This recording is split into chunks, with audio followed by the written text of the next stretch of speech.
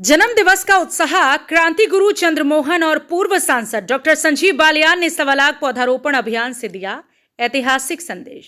मुजफ्फरनगर की धरती आज ऐतिहासिक और प्रेरक घटनाक्रम की गवाह बनी, जब श्री परमधाम के संस्थापक और हिंद मजदूर किसान समिति के राष्ट्रीय अध्यक्ष क्रांति गुरु श्री चंद्रमोहन जी और मुजफ्फरनगर के लोकप्रिय सांसद एवं केंद्रीय मंत्री डॉक्टर संजीव बालियान का जन्मदिवस सेवा, पर्यावरण संरक्षण और सामाजिक चेतना के साथ मनाया गया। इस खास मौके पर मंसूरपुर के अभिनंदन फार्म में आयोजित भव्य कार्यक्रम में दोनों महान व्यक्तित्व एक साथ मंच पर नजर आए। कार्यक्रम में उपस्थित लोगों ने इस संयोग को ऐतिहासिक बताया, जब मुजफ्फरनगर के दो ऐसे कर्मयोगी जिन्होंने समाज और राष्ट्र के लिए अपने जीवन को समर्पित किया, उनका जन्म दिवस एक साथ मनाया गया।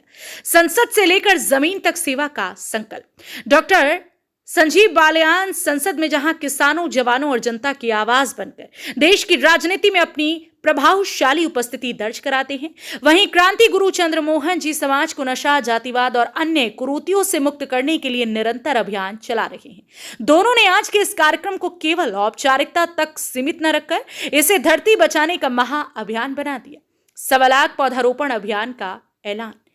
इस अवसर पर क्रांति गुरु चंद्रमोहन जी और डॉक्टर संजीव बालियान ने मिलकर 1008 पौधों का वितरण कर 1.25 लाख पौधारोपण अभियान की शुरुआत की।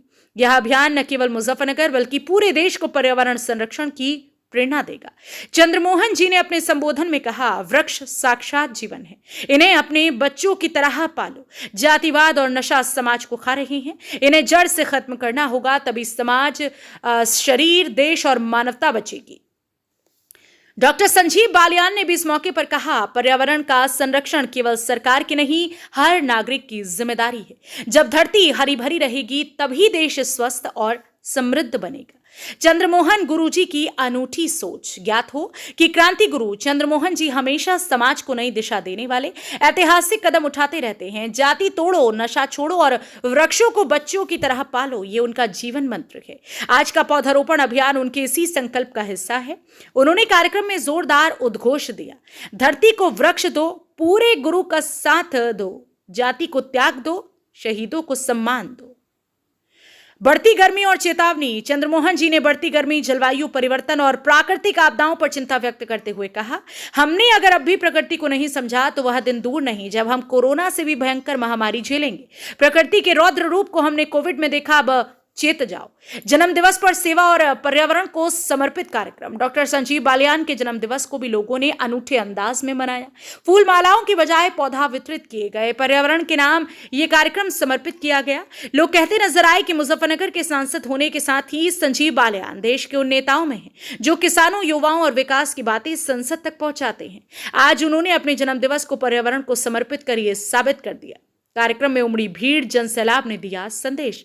इस आयोजन को सफल बनाने में पंकज भोकरहेड़ी, विकास संभलहेड़ा, पदम सिंह मोरना, दीपक मुजफ्फरनगर, विनोद सुजड़ू, कुशल बोपाड़ा, प्रवीण हैबतपुर, तपेंद्र सिंघलपुर सहित सैकड़ों लोगों ने सहयोग दिया। मुजफ्फरनगर में आज केवल जन्मदिन नहीं बल्कि आने वाली पीढ़ियों के लिए धरती बचाने का ऐतिहासिक संकल्प लिया गया।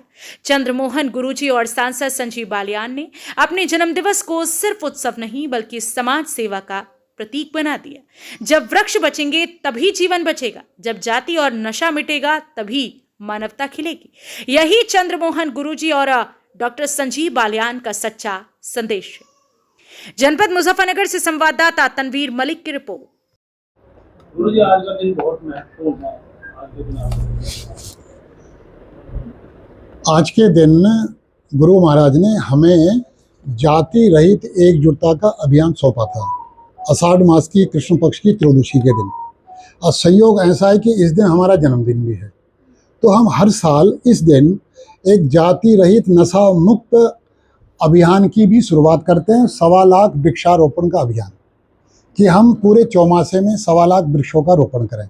ये 25 साल से चल रहा है और नशा मुक्त और जाति रहित समाज के प्रति जागरूकता हम पैदा करते हैं। और इस समय सब लोग जो जिम्मेदार हैं, हिंद मजदूर किसान समिति के जितने भी मजदूर किसान जिम्मेदार हैं, वो सब आज के दिन इकट्ठा होते हैं और ये उत्सव मनाते हैं। संजीव बालियान जी का भी जन्मदिन है, हमें भी आपके साथ। हाँ, ये बड़ा अच्छा संयोग रहा कि जो हमारे प्रिय हैं डॉक्टर संजीव बालियान जी, उनका भी जन्मदिन आज ही है। महाराज जी, ईरान इजराइल पर चल रही युद्ध के बारे में क्या कहना चाहेंगे? ये एक राजनीतिक विश्व की कूटनीति चाल है ये पूरी तरह से। इजराइल वो देश है जिसमें यहूदी रहते हैं, उनकी जनसंख्या 1 करोड़ है। उन पे जितना अत्याचार हुआ है पश्चिम में, उतना अत्याचार किसी भी समुदाय पे नहीं हुआ जितना यहूदियों पे हुआ है। यहूदियों को पहले हिटलर ने कत्लेआम किया, उनका कम से कम लगभग सुना होगा 60 लाख। फिर जब उनको ज़मीन मिली, उसके बाद से जो अरब के क्षेत्र हैं उनके अधिकारों को दबाने का प्रयास करते हैं। लेकिन वे लोग जाति रहित एकजुट होकर और शिक्षा को मजबूती से पकड़कर वो इतनी ऊंचाइयों पर पहुंच गए हैं, उनका कोई नुकसान नहीं पहुंचा सकता, उनको कोई हरा नहीं सकता। और यही हम आशा करते हैं कि हिंदुस्तान में भी एक शिक्षा को मजबूती से पकड़ें, जाति रहित एकजुट हों, नशे से मुक्त हों। बस इतना ही। हम तो 100 करोड़ क्या 140 करोड़ हैं हम, वो तो केवल 1 करोड़ हैं। अमेरिका के बीच में एंट्री में किस तरीके से देखते हैं? अमेरिका उनकी मदद करने को मजबूर रहेगा, क्योंकि अमेरिका की पूरी अर्थव्यवस्था, पूरा वहाँ का कब्जा किनके हाथ में है? यहूदियों के हाथ में है। चाहे वो इंस्टाग्राम हो, फेसबुक हो, यूट्यूब हो, ट्विटर हो, उनके मालिक कौन है? सारे यहूदी हैं। तो अमेरिका को अगर अपना देश चलाना है तो इजराइल का साथ उनको देना पड़ेगा। ईरान इजराइल के युद्ध के बीच में से अमेरिका की एंट्री में क्या ये विश्व युद्ध को संकेत देता है? ऐसे अभी कोई उम्मीद नहीं लग रही ऐसे कि तीसरा विश्व युद्ध होगा, ऐसा उम्मीद नहीं लग रही। बस कि ईरान की तानाशाही को ख़त्म करने के लिए सारी योजना है।